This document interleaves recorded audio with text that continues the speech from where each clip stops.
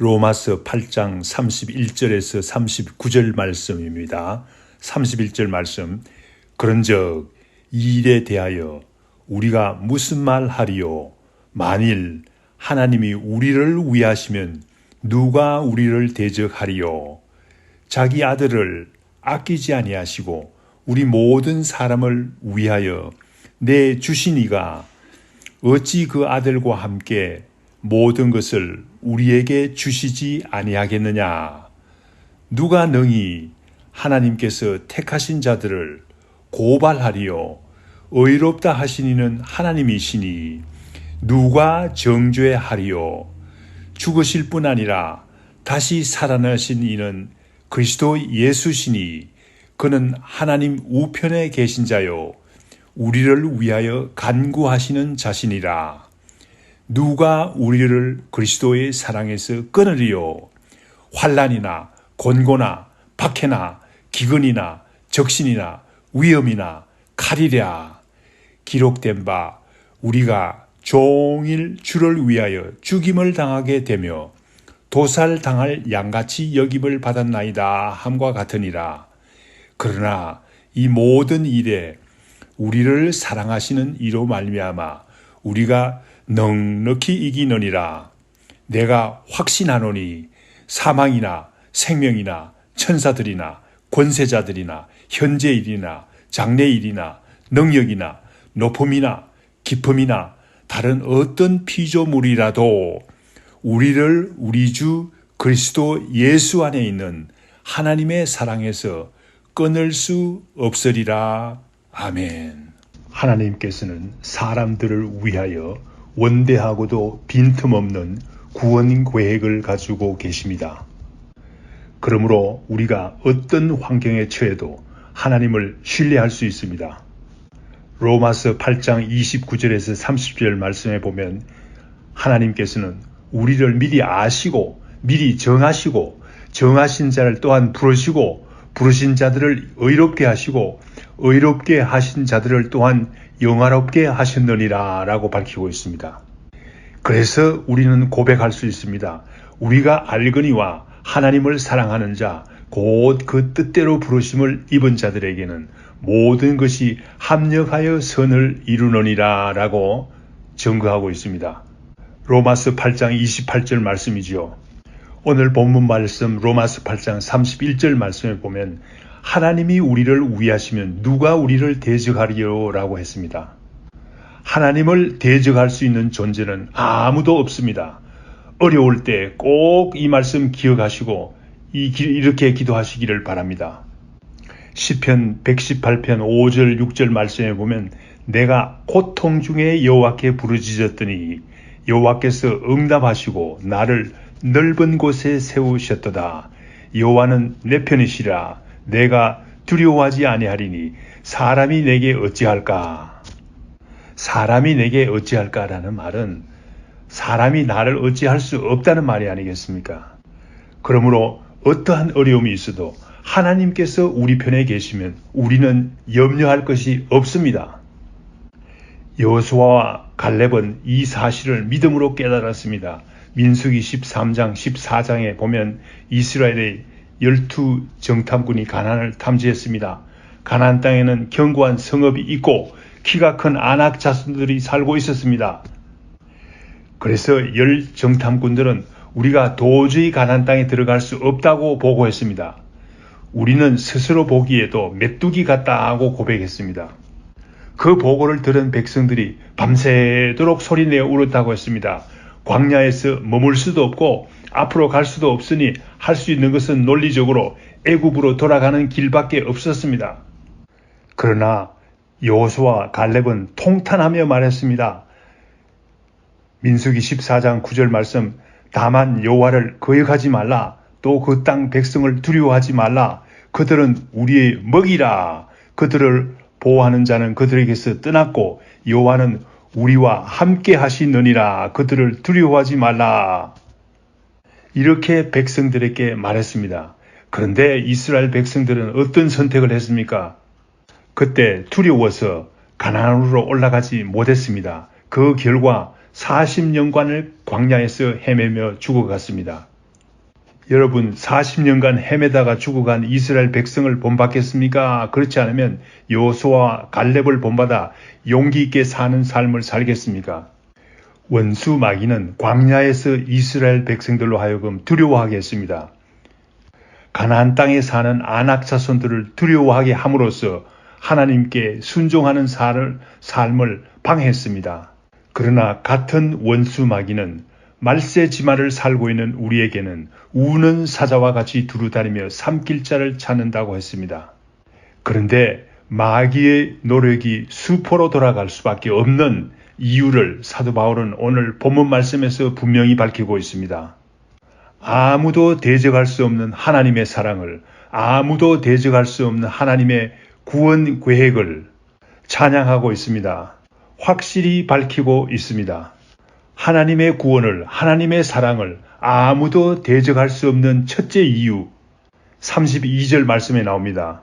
그것은 모든 사람에게 아무것도 아끼지 않으시고 넉넉하게 주시는 하나님의 사랑입니다. 하나님께서는 우리 인간을 얼마나 사랑하십니까? 얼마나 사랑하시는지 자기 아들을 아끼지 않으시고 우리를 위해서 내어주셨다고 합니다. 아들을 내어주셔서 십자가에 죽게 하셨다고 합니다. 자기 아들을 내어주시는 이러한 사랑을 가지신 분이 또한 누가 있습니까?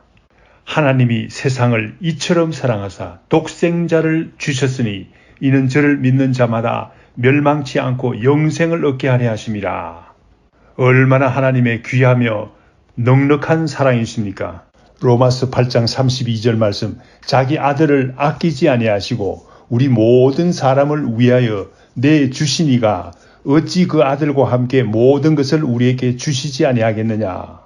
여기에서 우리가 주목해야 될 사실은 우리 모든 사람을 위해서라고 했습니다. 우리 모든 사람은 십자가에서 나를 위해서 죽으신 예수 그리스도를 믿는 모든 사람을 말합니다. 유대인이든 헬라인이든 가난하든 부유하든 상관이 없습니다. 32절 하반절 말씀에 보면 그러므로 하나님께서는 아들도 주셨는데 무엇을 아끼면서 주시지 않겠느냐는 말입니다. 개역 성경에는 은사로 주지 아니하시겠느냐라고 밝히고 있습니다. 아들과 함께하는 사람이라면 우리에게 무엇이든지 아끼지 않으시고 은사로 주시는 하나님이심을 밝히고 있습니다. 은사로 주신다는 말은 은혜로 주신다는 말이죠. 은혜로 주신다는 말은 내가 받을 자격이 있어서 받는 것이 아니라 받을 자격이 없는데도 불구하고 조건 없이 받는 것을 말합니다. 주시지 아니하겠느냐라고 의문문으로 마치는 것은 당연한 진리라는 사실을 분명히 나타내기 위해서 이렇게 마치는 것입니다. 그러므로 하나님의 아들인 예수 그리스도를 믿는 우리에게는 모든 것을 은혜로 그저 받을 자격이 없는 우리에게 주신다는 사실은 당연한 진리라는 것을 사도 바울은 밝히고 있습니다. 그러므로 32절에 나타난 하나님께서 베풀어 주시는 사람들을 향한 사랑은 최소한도 세 가지 놀라운 측면이 있습니다. 첫째, 자기 아들까지 주시는 희생적인 사랑이요. 둘째로는 아들을 믿는 모든 사람에게 주시는 사랑입니다. 셋째는 하나님께서 주시는 사랑은 은혜로 주시는 사랑입니다. 은사로 주시는 사랑입니다. 두 번째로 아무도 하나님의 사랑을 대적할 수 없는 이유가 어디 있습니까? 33절, 34절 말씀에 나옵니다. 33절에서는 의롭다고 판단하시는 분은 하나님이시기 때문입니다. 그러므로 하나님을 대적할 수 없죠. 하나님께서 판단하시니까 34절에서는 또한 예수 그리스도께서 하나님의 우편에 앉아 계시기 때문이라고 밝히고 있습니다. 왜 이 사실이 중요합니까? 좀 설명하겠습니다. 33절, 34절의 분위기는 마귀들이 우리를 끌고 어디로 가려고 합니까? 법정으로 끌고 가기를 원하지요. 법정은 두렵습니다. 본문 말씀 34절 말씀은 법정에서 일어날 만한 배경을 가지고 있습니다. 먼저 마귀는 우리를 고발합니다. 고발한다는 말은 수한다는 말이죠. 피고 누구누구는 어느 날 몇 시 몇 분 이런 죄를 지었죠. 준엄한 검사가 온갖 증거를 제시합니다.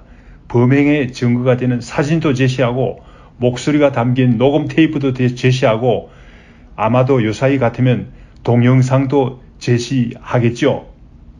저지른 죄에 대한 검사의 구형이 내려집니다. 그러나 우리는 조금도 두려워할 필요가 없지요. 왜 그렇습니까? 판단하시는 분은 하나님이시기 때문입니다. 재판장이 되는 하나님께서 우리를 미리 아시고 정하시고 부르시고 의롭다 하게 하시고 영화롭게 하셨는데 우리가 죄가 죄로 인한 판단이 내려지지 않을 것을 뻔히 알고 있는 상황이 아닙니까? 우리가 마귀가 위협하는 멸망을 두려워할 필요가 없는 거지요. 왜냐하면 하나님께서 우리를 미리 의롭다고 칭하셨기 때문입니다. 두 번째로 우리가 두려워할 필요가 없는 이유는 어디 있습니까? 본문 34절 말씀에 보면 예수 그리스도께서 나를 위해서 간구하고 계신다고 합니다. 예수님은 어떤 분이십니까? 34절 상반절 말씀에 보면 나의 죄를 위해서 죽으신 예수님께서 나를 위해서 죽으셨습니다. 죄 때문에 죽으셨습니다. 그래서 누가 우리를 정죄하겠느냐고 말하고 있습니다.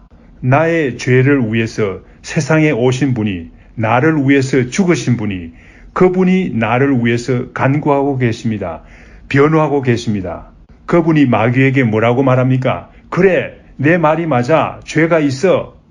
그러나 내가 저를 위해서 죽었어. 십자가에서 고통을 받으면서 죽었어. 죄값이 지불되었어.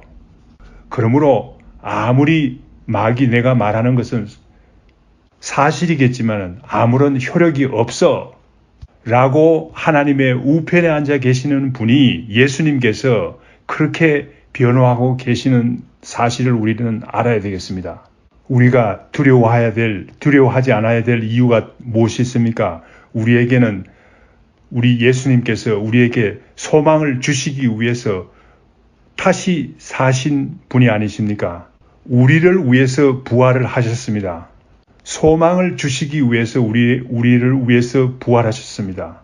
그러한 분이 우리를 위해서 간구하시는데 우리가 무엇을 염려해야 되겠습니까? 우리 주님께서 나를 위해서 십자가에 죽으셨는데 누가 감히 우리를 정죄할 수 있느냐는 것이 본문의 말씀의 논리입니다. 죽으셨을 뿐만 아니라 지금 다시 사셔서 부활하셔서 하나님의 우편에 앉아 계시면서 주님께서 변호사로서 나서서 누가 감히 정죄하겠느냐고 나서시는 분이 계시는데 우리가 두려워할 필요가 없다는 것이 바울의 논리입니다. 말틴 루터는 성경을 번역하기 위해서 애쓰고 있었습니다. 마귀가 나타나서 루터를 괴롭힙니다. 네가 뭔데 감히 성경을 번역하려고 하느냐? 약호를 죽입니다. 그때 말틴 루터는 잉크병을 던지면서 외쳤습니다. 예수 그리스도께서 나를 위해서 죽으셨다라고 외쳤습니다. 그러자 마귀가 도망가고 번역 사업을 잘 마칠 수 있었다고 말틴 루터는 고백하고 있습니다. 원수 마귀는 여기에서 끝나지 않습니다. 원수 마귀는 우리 신자들을 그리스도의 사랑에서 끊기 위해서 온갖 수단과 방법을 다 동원합니다. 35절 36절 말씀에 보면 원수 마귀가 우리 신자들에게 가져옵니다. 환난도 가져오고 곤고함도 가져오고 핍박도 가져오고 기근도 가져오고 적신도 가져오고 위험도 가져오고 칼을 갖다 대면서 너 예수 믿을래 믿지 않을래? 라고 말합니다. 적신이라는 말은 발가벗긴다는 말이죠. 발가벗겨서 위협하는 것을 말하죠. 그러나 사도 바울은 분명히 대답합니다. 누가 우리를 그리스도의 사랑에서 끊으리요? 라고 했습니다. 환난은 외부로부터 오는 어려움을 말합니다. 곤고라는 것은 우리 마음의 고난을 말합니다. 박해, 기근, 적신, 위험, 칼과 같은 위협은 사실상 사도 바울이 경험한 것들입니다.